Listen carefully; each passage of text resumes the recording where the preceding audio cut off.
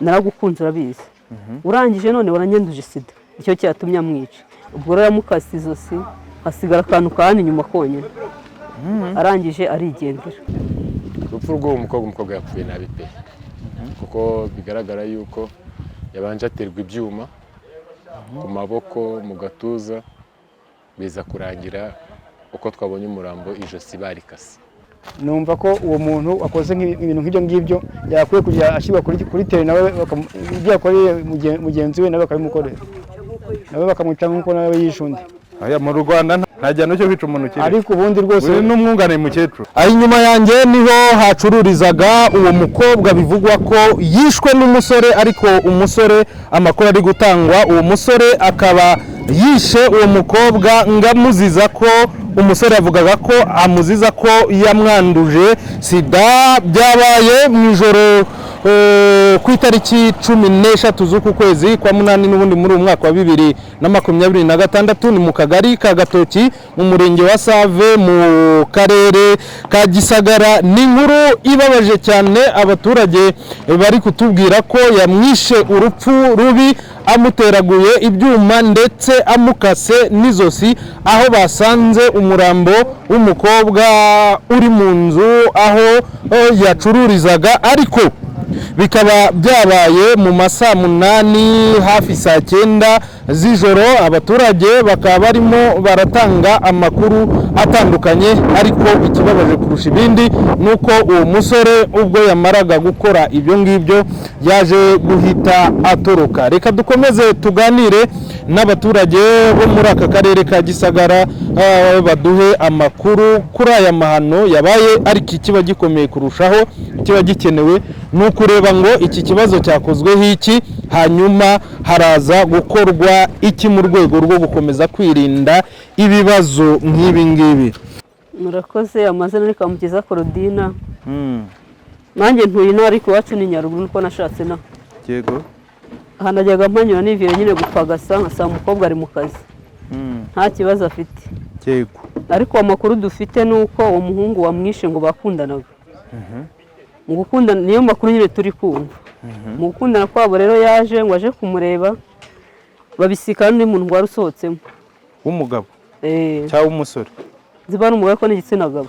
nkasanga he hari mu masaha ashyira saa 7-8 gutya kuko yamushe mu masaha 9. amakuru dufite rero umuhungu yaje afite gahunda yo kugira ngo ahari akore ibyo akora ko bakundanaga bashaka kubana. ubwo arangije rero yaje nkamubwira ngo wanyanduje sida. ati nanjye ko wanyanduje nanjye ko ngiye kuvutsa ubuzima bwawe. amakuru nuko twayumvise rero ko buri wese aravuga ibyo ariko niyo makuru afatika. ubwo rero kumufata kwabo we ngo yaragiye amaze kumwica arangije ahura n'umuntu nyine wo bita ngo Sadaka nyine ati sha ukoze ibiki. ati genda murangije dore n'icyuma ngikiriye. ati n'ikimenyimenyi impataye n'umupira kanye kuwutora. urumva ko ngo yasubiyeyo araza atora umupira barikomereza arigendera. umupira w'ubuhe yarazanye nyine afite wo kwambara.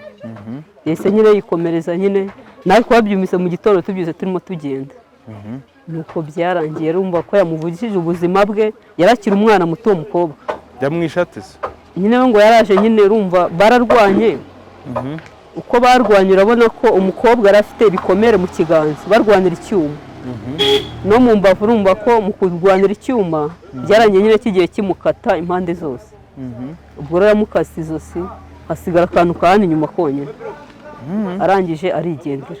mu by'ukuri se yamujirije ko hari hasohotsemo undi muntu hari yamuzije nyine ikibazo ngo ni icyo kuko ngo yamuhemukiye nawe agomba kumuhemukira. yavuga ngo iki umusore umusaza ngo giye ko naragukunze urabizi urangije none waranyanduje sida uko wambukije ubuzima yangiye kubukuvutsa icyo cyatumye amwica. ariko ngo arakana kaba kamaze iminsi 3 niko kabonye ngo bibaye niko kavugije induru. ariko kwivuza kwako amakuru dufite ko kabuze ukunganira kuko yaba n'umwunganira ibyo ntibiba byarabaye cyane ko bararwanye ngo bihagije. umwana nyine abona birakomeye umwana arataka. urumva aho umwana yarahise abantu barwaniye bari gusa amakuru dufite nyakuri uwo muhungu nta kintu kibi twe tumuziho. yitwa nde numva ngo yitwa ngo Jean Marie. nta kintu kibi kindi twe tumuziho nta n'ingeso nzindi twe tumuziho mbi.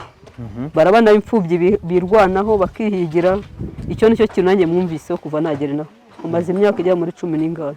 ngo umukobwa se yarahamaze igihe kingana iki? uyu mukobwa amaze igihe kinini nk'amezi 7 yaturutse muri Karongi nyine aje kwishakira ubuzima. Ubwo nuko ari amakuru tuyafite, ni ukwihangana nta kundi. Hanyuma uwo muhungu wishe umuntu ari hehe? Umuhungu nyine yahise abacika arigendera, kuko yacitse muri iryo joro. Urumva iryo joro uko batatse uwo mwana yatatse, iyo agira kitabara ntabwo biba byaragenze gutyo, habuze utabara nyine. Wenda yo kumukomeretsa ariko ntanamwice burundu, ariko umwana yaratatse abura umutabara. Ni ukuvuga ngo umuhungu icyo arimo araziza umukobwa, umuhungu avuga ko umukobwa yamwanduje sida. Ngo ubuzima bwanjye wishe, uranjye ngomba kwica ubwawe. Niyo makuru dufite, nta nandi. Haramwica muziza kumwanduza sida cyane rwose. Abantu bavuze ati ese sida si indwara abantu benshi bagomba guhuriraho, cyangwa abantu benshi ntibayirwaye hafi ya bose? Icyo ntabwo kigiye gutuma yica umuntu. Ubwo rero nyine mu makuru dufite niko ameze gutya. Ribuse yahageze na polisi? Barahageze guhera umunsi apfa. N'abantu nyine baraje bimaze kurangira, ariko baje birangiye bamwe. Ariko Ribu yarahageze na polisi na nyir'umurenge yarahageze. Ubwo nyine bo bakoze ibyo bagomba gukora bashoboye. Baganiriza abantu nyine ati ibintu muri gukora ntabwo ari byo, barabigisha. Ariko icyo kintu cyo kwica abantu kireze. Umuntu arakwica akavuga ngo ndakwishe ngende njye gereza nzagaruka. Ubwo urumva remba agenda akagenda akajya ibyo muri leta akumva ko bihagije, arongera akagaruka yashaka kwica n'undi. Niko gahunda zimeze. Ndakwishe ndagenje ibigori nzongere ngaruke, nongere nice n'undi ndetse. Ariko inahasi ho mperuka kumva uwo mukecuru biyishe ngo bivugwa ko ngo hari umwana wigaga kaminuza bamushinjaga kuruga. Umwana w'umukobwa wigaga kaminuza, nabyo twarabyumvise mu makuru nk'uko kose.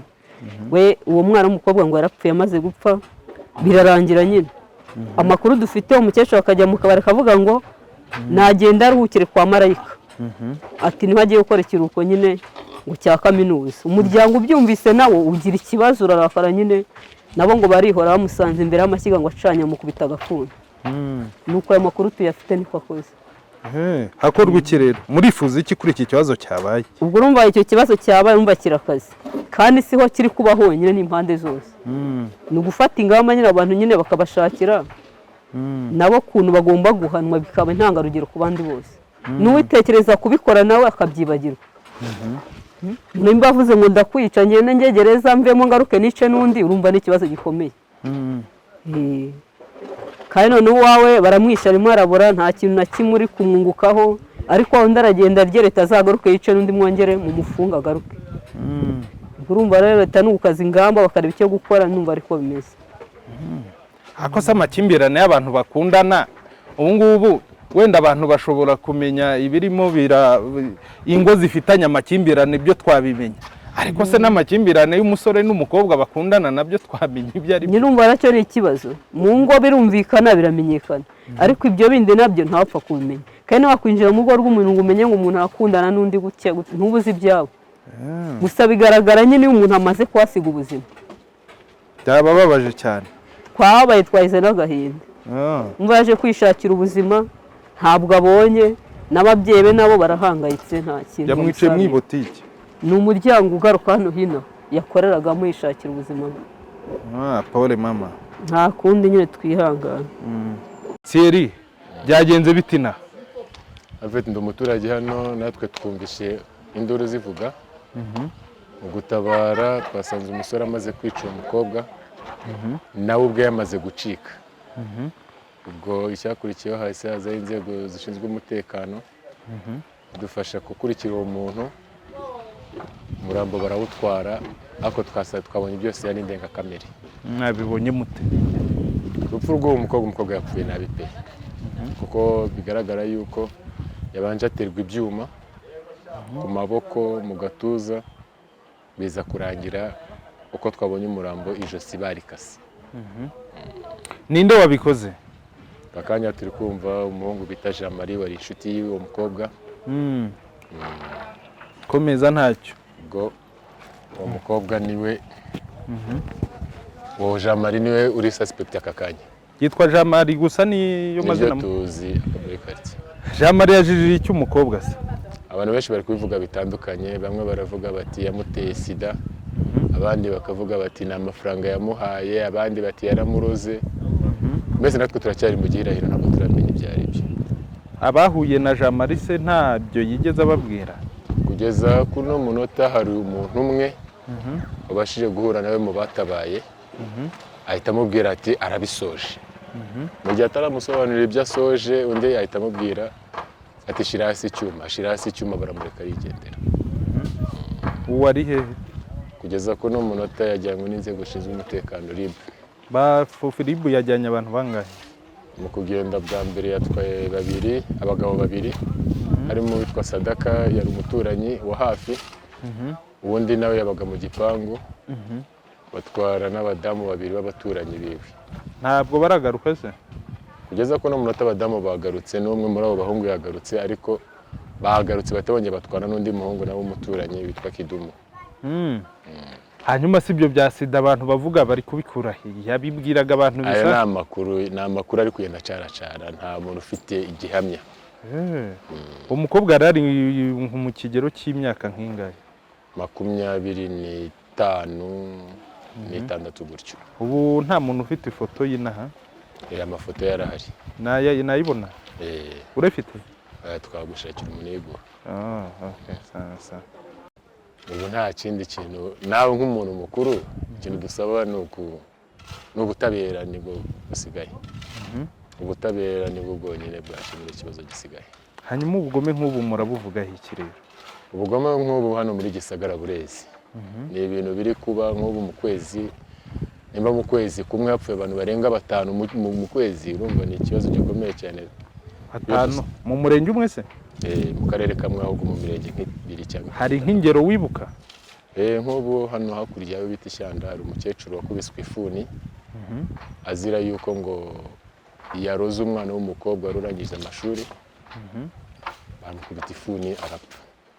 Akaba n'umwana w'umukobwa uherutse gusambanywa, we barangije kumusambanya, bigaragara ko nawe yaravuye muri izi nzoga z'inkorano, bamaze kumusambanya baramwica, bafata igitaka batsindagira mu gitsina cye. Ibyo byabaye igihe ki? Haciyemo nk'ibyumweru nka 3 gutyo. Mu kuwuhe murenge? Mu murenge wa Save, karere ka Gisagara. Izo ni kese 3. Niyo uwo mukecuru nayo niyo muri Gisagara? Yes. Indi ya 4? Iya 4 nayo iri muri Gisagara, ariko we ni umunyeshuri baciye akaboko bashaka kumwambura bagi. Ari ntabwo yapfuye? Ntabwo yapfuye, abashimwe. Kwapfuyeho burundu? Ntabwo kwavuyeho, barasanasanya. Ya 5 se? Ya 5 nayo ni uwiciwe hariya za Shyanda, avuye mu rwego navuye muri izi nzoga z'inkorano. Hakorwa iki rero? Twaba twasabaga leta yuko bishoboka yadufasha, bakabanza bagakumira izi nzoga z'inkorano. Bazikumiriye se ugira ngo? Zarakumira ariko ziracyakoreshwa. Kuko nizo ntandaro z'ibi byose. Ariko uriya yose wakoze ibi twavuga ko yari yasinze se? Uyu we yari yanaretse inzoga, ariko ukuntu yakoze uwo mugambi n'abantu ukuntu bari bamuzi, ntabwo ari ibintu biri scandale cyane, ntabwo ari ibintu bisanzwe. Bambwiye ko ari umusore wari ufite n'akazi akora rwose, akora n'amagare. Yakoraga akazi acuruza amapièces de rechange y'amagare, anakora amagare rwose, ubona ko ari umwana ufite avenir. Yewe nitwa Kabagabanyese. Yego. Abandi umuturage naravukiye. Hano ni muhe mudugudu n'akagari n'umurenge? Umurenge we ni Save. Yewe mba mu mudugudu wa Nyakigeze. Akagari ka Karama. Uyu turimo niwo nshaka kumenya ibi bya. Aho uhagaze ubwo niyo Nyakigeze. Hano? Aha ni Kavumu. Ubwo akagari? Akagari ni akagatoki hano. Byagenze bite mama? Umva nko mu masaa 8 z'ijoro. Twagiye twumva umuntu avugije akaruru. Avugije akaruru, ubwo mbega muri make hari umwana afite uwabanje arahurura, ahurana n'umuturanyi waho. Nuko baje basanga uwo muhungu ngo amaze kurira yigendera agiye. Mbega yandura yaravuze ibura umuntu waza ngo amufate. Rero abamwumvise ngo yagiye yidoga ko amurangije.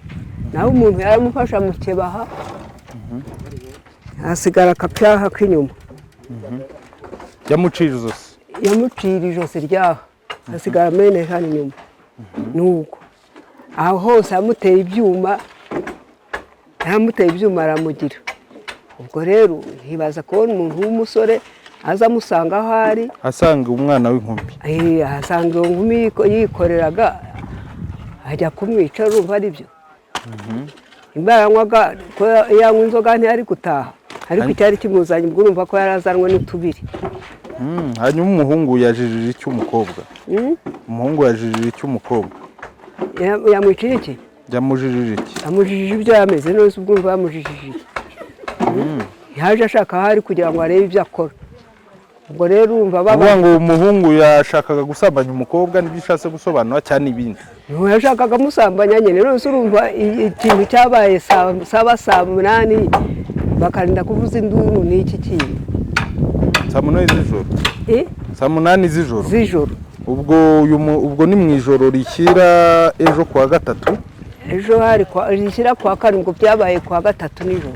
ejo hari kuwa kane ubwo nabwo hari hamaze kuba kuwa kane hari hamaze kuba kuwa kane kuko saa sita zari zarenze amazina yabo murayazi se uwo mukobwa hari inshuti ariko simenye izina rye yari yambwiye ko ari uw'i Kigali muri Kira sinzi umurenge yari amaze nk'igihe kingana iki hano yari amaze amezi 7 umuhungu we ni uw'inaha umuhungu ni kavukire ni uw'ino ni ukuvuga ngo aka kari akabari yari butike kari akabari yari yarishyiriyemo utuntuza za nzoga zipfundikiye hanyuma umuhungu we yakoraga iki umuhungu yasudiraga amagare hepfo aho niwe yakoreraga hariya hafi kuri kaburimbo hanyuma aho yamwiciye ni hehe ni mu nzu yamwiciye muri uyu muryango ni muri botike aha hafi aha n'intuza niho bacururiza inzoga yamwiciye mu muryango umanuka hepfo niba umukobwa yaragaramye twaje dusanga aragaramye yamwishe yaragije hanyuma murifuza iki se turifuza iki turifuza ko leta nimubona ikamufata izamukora nk'uko nawe yahemukiye undi yose we ntamucishije ubuzima bwe impamo pe ese ibyo bihano ko hari igihe leta itajya ibitanga bitari mu mategeko none se ubwo bitanga bazagumya bajya batwica gutyo none se koko usibye gukabya mbwire umukobwa iyo agira amahane aba yarasohotse yamusanze hanze amusange mu nzu urumva atari wamuhemukiye ariko hari bamwe ngo bari basanzwe bakundana bakundaniraga hehe se ku buryo tutababona buri kanya wenda ubwo bafite ibanga ryabo urumva nyine ngo babanje kugundagurana mu nzu ngo birangiye amuteye icyuma ahita amukata izosi amukase izosi ubugome nk'ubwo ngubwo cyangwa ubwo bunyamaswa mubuvugaho iki nk'abaturage ngewe cyo numva nabivugaho njye numva ni ubwicanyi bw'indengakamere ni ubwicanyi ubona ko bumaze gukwira igihugu cyose n'isi muri rusange ni ibintu leta ikwiye guhagurukira bagakaza umutekano bakaba bakumira ibyo bintu biri kugenda biba hirya no hino kuko ni ibintu muri murenge bisa nkaho bimaze kuba nk'umuco ahari kwicana kuko hari n'undi mukecuru bigeze kwica hari ishyanda mu Gasharu ngo yishwe n'umusore umusore ngo akaba yaramwishe amuhora yuko ngo yaroze mushiki we mu minsi ishize iyo kese ndayibuka ni muri kasi cyane aho ni muri save muri save mu kagari ka Shyanda mu minsi ishize hari umusore baheruka gufunga akekwaho kwica umukecuru bikavugwa ko ngo hari umuntu wigaga kaminuza baroze ngo umukecuru agenda yigamba mu kabari ngo aza kubibwira bene kubura umuntu nabo kwihangana biranga nyine birangira nabo bihoreye none se urumva ko rero ibyo bintu leta ikwiye kubikaza ikareba ukuntu yashaka umuti w'ibyo bintu bakabivugutira umuti none se usibye kurushya leta abantu bari mu nzu baganira leta yamenya bari kuganira ibiki nyine ntabwo wapfa kumenya ngo baraganira ibiki nk'uko bavuga ngo amarondo ngo ntabwo amarondo akorwa n'ibiki umuntu irondo bajya gukora irondo mu bintu abantu barimo barapfa mu nzu ntabwo wafata ntabwo wabona umunyerondo urara kuri buri rugo ngo amenye ngo urwo rugo rurimo ruraganirirwamo iki bari mu nzu imbere. Icyifuzo mufite ni ikihe rero? Icyifuzo rero numva ko uwo muntu akoze ibintu nk'ibyo ngibyo yakwiye kujya ashyirwa kuri tere nawe ibyo yakoreye mugenzi we nawe bakabimukorera nawe bakamwica nk'uko nawe yishe undi. Mu Rwanda nta cyaha cy'ubwicanyi, nta nyine nuko mu Rwanda icyo cyaha cyo kwica umuntu bagikuyeho, nta gihano cyo kwica umuntu kiri, ariko ubundi rwose n'umwunganiye mukecuru. Turavugisha umunyamabanga nshingwabikorwa w'umurenge wa Save, nitumubura ku murongo wa telefone ubwo turahera kuzibanze, nitumubura turiyambaza urwego rwa polisi tuvugishe umuvugizi wa polisi mu ntara y'Amajyepfo CIP Hassan Kamanzi. Reka tubanze duhamagare umunyamabanga nshingwabikorwa w'umurenge wa Save Auguste Murenzi. Hano haba umuyaga.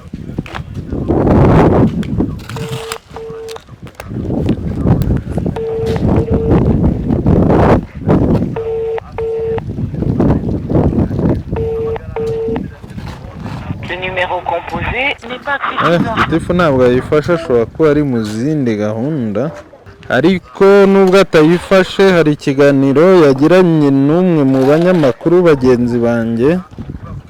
Mu kiganiro n'abanyamakuru ku murongo wa telefone, umunyamabanga nshingwabikorwa w'umurenge wa Save ni Murenzi Auguste abwiye itangazamakuru ko kugeza ubu uwo musore ukekwaho kwica uwo mukobwa, ariko bikavugwa ko uwo musore yashinjaga uwo mukobwa ko yamwanduje sida, yamaze gufatwa n'ubwo yari yatorotse, yamaze gutabwa muri yombi. Reka tumuhe umwanya abisobanure. Iyo twahuye n'ishyano aho twahawe amakuru mu saa 9 z'ijoro ko uwo muhungu bababwiye ko yishe umukobwa avuka Karongi, umuhungu avuka muri Kave. Hanyuma umukobwa yasubizaga akabare avanzemo na butike, ariko cyaje kumenyekana nuko bari inshuti n'umuhungu n'umukobwa. Hanyuma bagomba kuba hari ibyo batumvikanye, twasanze bari banasangiye ibyo kurya ndetse ku gitanda. Ikigaragara ni uko bari bafitanye imibanire y'umuhungu n'umukobwa, ariko dukeka ko hari ibyo batabashije kumvikanaho. Uwo muhungu rero yari asanzwe ari umuntu ukora ibintu by'amapine y'amagare, ariko umujinya we yawukuye ntabwo twabashije kumenya ngo ese mu by'ukuri ni iyo mibanire gusa cyangwa se hari ikindi cyinshi inyuma. Hari n'andi makuru avuga yuko ashobora kuba wenda yahari umukobwa yaramwanduje amuteye nk'ubwandu, ariko hari n'amagambo tutabashije gukonfirima, cyangwa se barasomye poroje yo kubana umukobwa akamudeseva, cyangwa se barashakaga umuhungu arashaka ko baryamana umukobwa akabyanga. Ibyo byose ni amahipoteze abantu bihaye batandukanye, ariko twabuze konfirmasiyo neza, turacyashakisha. Gusa amahirwe, reka mbyita amahirwe, ni uko uwo muhungu yari yacitse ariko uyu munsi akaba yafashwe. Ubwo rero bizatuma tubasha no kumenya n'impamvu nyamukuru, kuko kubona umuntu w'imyaka 27 afata icyuma agategeka ijosi umukobwa nabo muri iyo myaka banza bafite za 26, niba mu by'ukuri ni ikintu giteye agahinda kandi gikomeye. Nuko byagenze, umurambo wagiye gukorerwa evaluation medicale kuri hôpital ya Kibirizi. Umuhungu urumva we ko yamaze gufatirwa za Rusatira, umurenge wa Rusatira ni baje. Inama twagira yaba ari urubyiruko yaba ari n'abantu bakuru, mu by'ukuri kwica umuntu ni igikorwa kibi, ni icyaha kiremereye.